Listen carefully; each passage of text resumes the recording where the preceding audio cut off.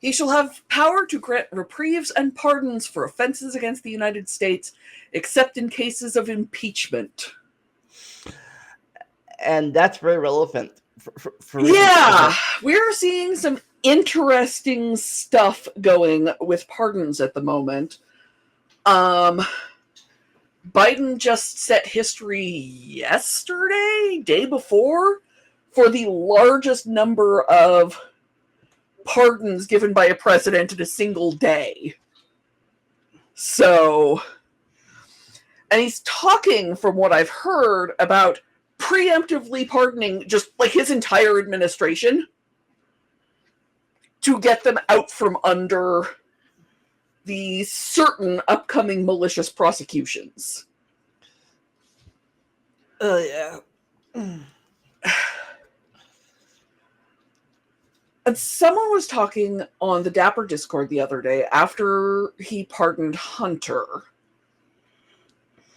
which I genuinely, if it were my son, I would not be able to stop myself from doing the same thing. Yeah. Because I don't know if you know the content of the pardon, but he pardoned Biden, he pardoned Hunter for everything. Not just what he was actually convicted of, because he's got to know they're going to keep coming after Hunter.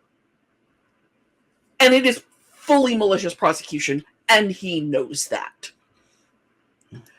So, genuinely, as a father, he is making a completely understandable choice. Yeah. But someone in the Discord said that he didn't think presidents should have that power.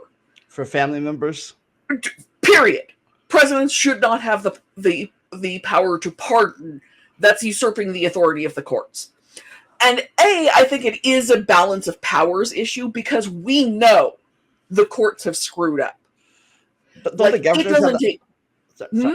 Don't the governors have that? Don't the governors have that power too? Yeah. The thing is the president can only pardon on a federal level. Against the United States is the clear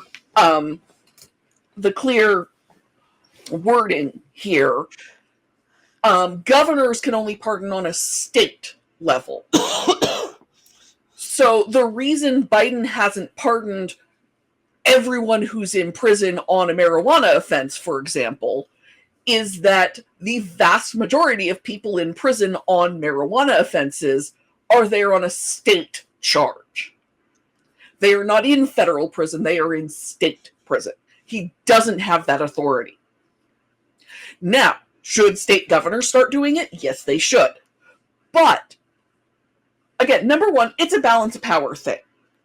So, the courts do not have the ultimate authority.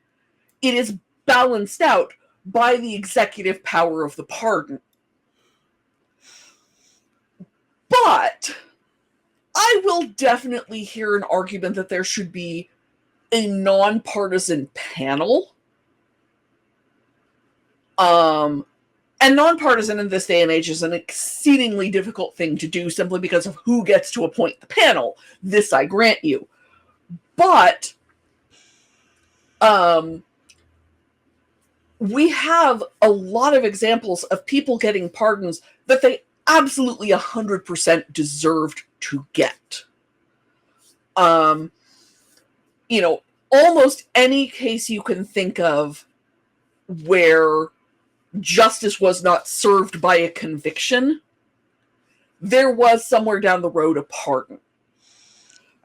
People who are serving life sentences who turn out to be innocent, people on death row who turn out to be innocent. Yeah, that's why it was the governor part, because the governor, all the time you see the stories about governors giving death row inmates a pardon. Yeah, there's the very first Superman comic, Action Comics. Superman is giving information to the governor to get someone a pardon who is on death row. He gets to the governor with seconds to spare with the information that the woman is innocent. And And so I do think it's very, very important for the courts to have the authority, to have the oversight of someone who can say, hey, no, it turns out the Scottsboro boys were innocent. It turns out the exonerated 5.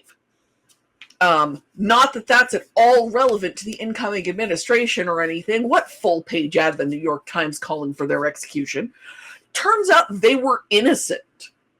We need a system in place that is not part of the judicial set up to say, hey, this new evidence has come forward, or the court was crooked, because God knows that's happened. Two things, two questions real fast. One, the Superman one, was that part of your Age of Comic things? That one guy, what was that called again? The Seduction of the Innocent? Yeah. Yeah, it turns out that Wortham didn't have anything to say about that. The fact that Superman was working through the system just kind of was not something he noticed. Can't imagine why. The other one is, did you hear, I don't know if it's a rumor or really going to happen, that the future president's going to pardon all the Gen 6 people or something like that? I heard that. Yeah, I've heard that. I'm sure he's said it. I really don't think it's a priority to him. I really don't think he cares. And he doesn't need to run again, one way or another. So I don't know if I believe it's going to happen. Because that sounds like effort he doesn't need to put in.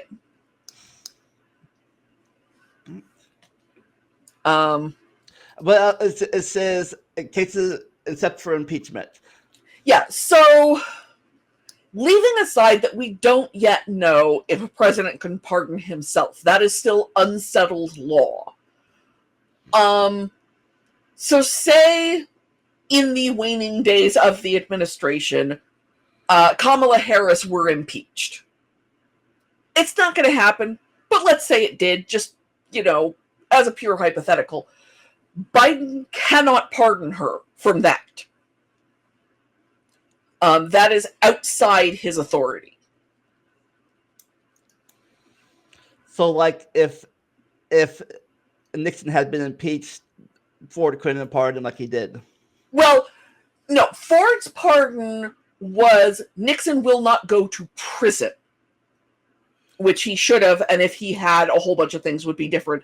But anyway, Ford's pardon had nothing to do with impeachment. He could have still pardoned him for all of the other stuff, and he wouldn't have been able to go on trial.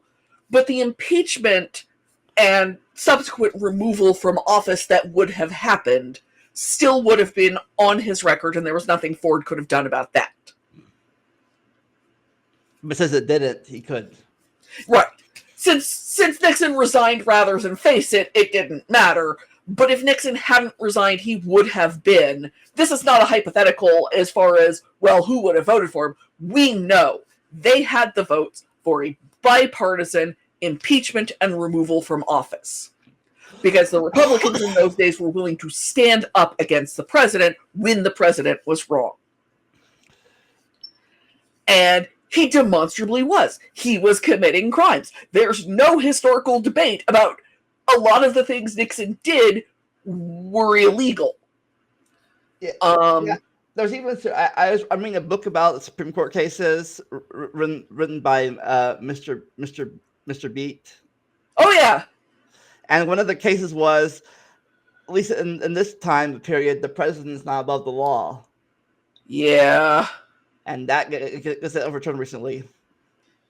Well, technically and officially, the president is only above the law when he's doing official presidential stuff, but it's basically impossible to prove that he's not doing presidential stuff with the current standards, so, there's no way that's going to come back and bite the Supreme Court.